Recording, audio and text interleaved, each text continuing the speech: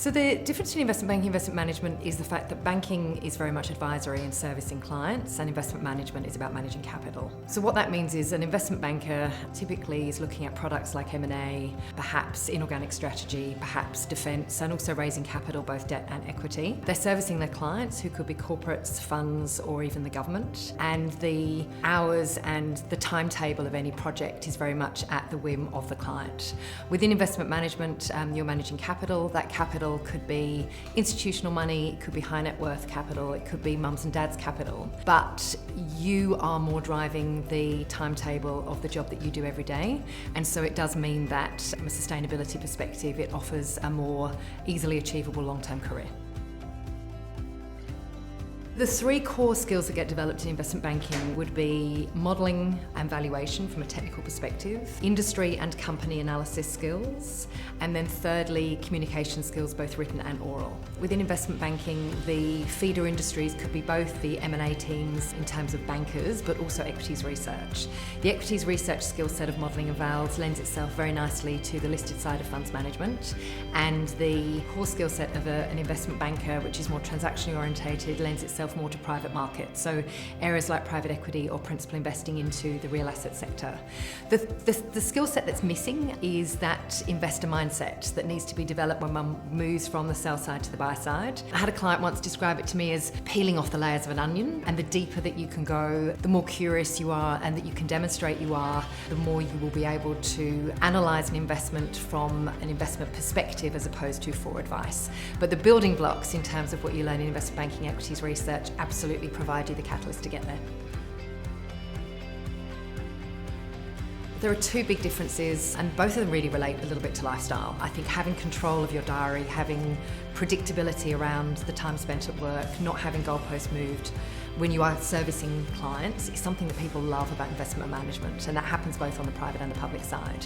So I think that that's point number one, it's getting that control and not being in client service. And then the second would be certain organisations, and in particular what comes to mind for me are super funds, really are trying to create a differentiated culture which provides a lot more sustainability and flexibility to support women throughout all of their lives if they choose to have a family. And I think for a lot of females, whilst that might not be the reason to choose an organisation, having that culture that provides them with that flexibility is very attractive.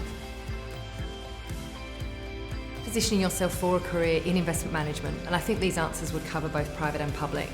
You probably need to be a generalist, so unless you're in equities research covering real estate or an investment banking coverage group in real estate and you want to be a real estate investor, you need to make sure that you read a lot and extensively about the other industries, because if, for example, you are preparing for a private equity case study, that case study could cover any sector whatsoever, and so it's incumbent on you to make sure that you read broadly. Coming to reading, a great way to understand an investor mindset is by reading about successful investors. What is their strategy and philosophy? What do they do in terms of evaluation of potential investment opportunities? And that will help you also to inform what kind of investor you want to be. People often come and see us and say, I want to be on the buy side, but they're not necessarily sure what it is on the buy side they want to do. And so the more you can think about that and work out what would suit you, the better. It's not always just about experience, it's also about who you are, what you're passionate about, and what makes you tick. Then the third thing I would say is it's not enough to just say you want to be an investor. It's showing that you've got the propensity to be an investor. One way to show that that is someone that you are is by investing yourself.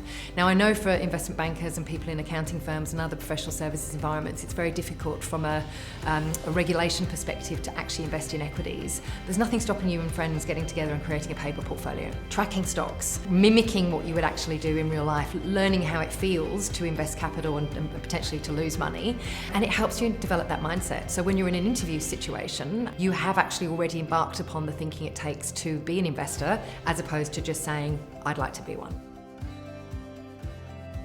Having a mentor is invaluable to transition your career from investment banking to investment management. The reason is that you are not the first person to make this career transition.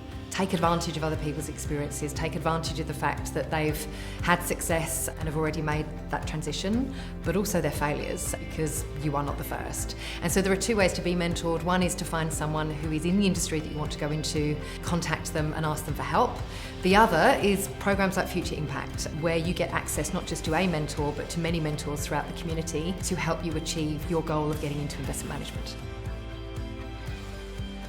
I think the reason investment management is a frankly awesome career choice is because you actually have discretion to make decisions, you have accountability, the buck stops with you. You're part of a team, but essentially you are the ones making decisions as opposed to advising the client on the decisions that they may or may not make.